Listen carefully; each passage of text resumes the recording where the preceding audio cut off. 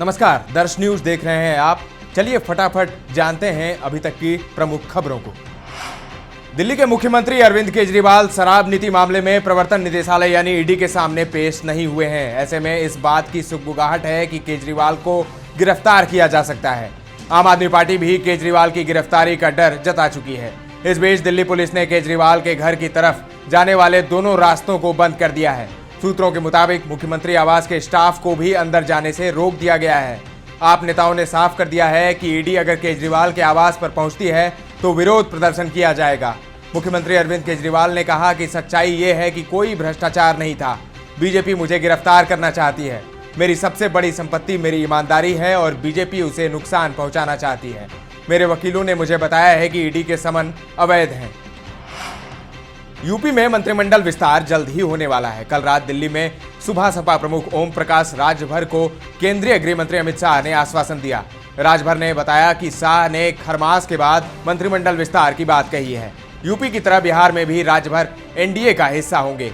अमित शाह और नड्डा राजभर के साथ बिहार में 2 बड़ी रैलियां करेंगे। हालांकि राजभर पहले भी दावा कर चुके हैं। उन्होंने इससे पहले कहा था कि विधानमंडल के शीतकालीन सत्र के बाद प्रदेश मंत्रिमंडल विस्तार की रूपरेखा तय होगी। मंत्री कौन बनेगा, इन नामों पर कमोबेश सहमति बन चुकी है। अयोध्या में विशाल राम मंदिर में रामलला के प्राण प्रतिष्ठा समारोह से पहले जमकर सियासत हो रही है। इसी बीच राष्ट्रवादी कांग्रेस पार्टी यानी एनसीपी के नेता जितेंद्र अवध ने अपनी टिप्पणी से विवाद खड़ा कर दिया है। हालांकि उन्होंने अब माफी मांग ली है। आपको बता दें कि उन्हें एनसीपी सुप्रीमो शरद पवार का करीबी माना जाता है। माफी मांगते हुए उन्होंने कहा कि बिना रिसर्च किए नहीं बोलना चाहिए। उन्होंने भगवान राम को मांसाहारी बताया था। एनसीपी नेता ने कहा था, भगवान राम हम बहुजनों के हैं। वह जानवरों का शिकार करते थे और उसे खाते थे। वह एक बहुजन है।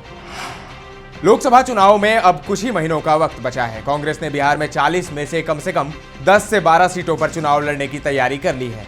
राहुल गांधी की पार्टी ने अपने स्तर पर उन लोकसभा सीटों का चयन भी कर लिया है जिन पर वह चुनाव लड़ना चाहती है। इंडिया गठबंधन में सीट बंटवारे पर वार्ता के दौरान मुख्यमंत्री नीतीश कुमार और आरजेडी सुप्रीमो लालू प्रसाद यादव के सामने कांग्रेस यह प्रस्ताव रखेगी। कांग्रेस ने कुल 12 लोकसभा सीटों पर अपना दावा किया है। अब उनमें से पार्टी को चुनाव लड़ने के लिए कितनी और कौन सी सीटें मिलेंगी, यह नीतीश और लालू ही अंतिम रूप से तय करेंगे। बिहार के पूर्व डिप्टी सीएम और राज्यसभा सांसद सुशील कुमार मोदी का 5 जनवरी शुक्रवार को जन्मदिन है। इससे पहले गुरुवार को ही पटना में बधाई के बड़े बड़े पोस्टर लगा दिए गए हैं। खास बात यह है कि पोस्टर में सुशील मोदी को बिहार बीजेपी का संकट मोचक बताया गया है। उनके चाहने वालों द्वारा लगाए गए इस खास पोस्टर की बिहार के सियासी गलियारे में चर्चा तेज हो गई है। कयास लगाए जा रहे हैं कि 2024 और 2025 के चुनावों के पहले इस पोस्टरबाजी के क्या मायने हैं। चुनावी रणनीतिकार एवं जनसुराज के संयोजक प्रशांत किशोर कांग्रेस के साथ नहीं जाएंगे। जनसुराज की कांग्रेस से करीबी विचारधारा के अपने पूर्व के बयान को पीके ने स्पष्ट किया है। उन्होंने बताया कि जनसुराज की विचारधारा आज की कांग्रेस की विचारधारा से अलग है। दोनों के गठजोड़ की बात महज अफवाह है। बिहार में लागू पूर्ण शराबबंदी कानून पर उठाए जा रहे सवालों के बीच इस पर सर्वे की कवायद शुरू हो गई है। मुख्यमंत्री नीतीश कुमार ने इसका आदेश दिया है। पता लगाया जाएगा कि शराबबंदी कितना सफल है और इससे कितने फायदे हुए। आम जन शराबबंदी पर क्या सोचते हैं। बिहार सरकार के मद्य निषेध एवं निबंध मंत्री सुनील कुमार ने इसे लेकर बड़ा संकेत दिया है। ईडी की टीम ने झारखंड, कोलकाता व राजस्थान में बीते बुधवार को ताबड़तोड़ छापेमारी की। इस दौरान टीम ने 11-12 घंटे तक ताबड़तोड़ छापेमारी की। कभी लंच ब्रेक लेकर होटल से खाकर आए और फिर काम में लग गए।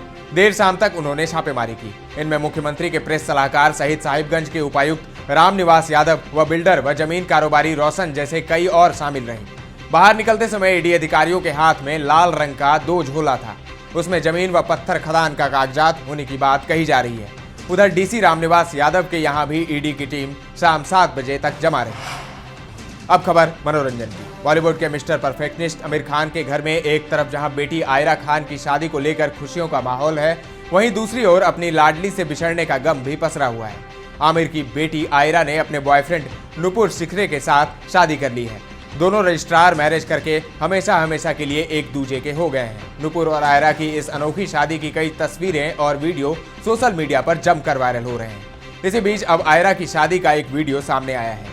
इस वीडियो में आमिर अपनी बेटी की शादी में खुशी से झूमते नजर आ रहे हैं। उनका ये वीडियो इंटरनेट पर खूब पसंद किया जा रहा है। अब खबर खेल जगत की। भारत और दक्षिण अफ्रीका के बीच 2 मैचों की टेस्ट सीरीज का दूसरा मैच केप टाउन के न्यूलैंड्स स्टेडियम में खेला जा रहा है। गुरुवार 4 जनवरी को टेस्ट मैच का दूसरा दिन है और आज ही यह मैच खत्म हो सकता है। पहले दिन स्टंप्स के समय दक्षिण अफ्रीका ने दूसरी पारी में 17 ओवर में 3 विकेट पर 62 रन बना लिए थे।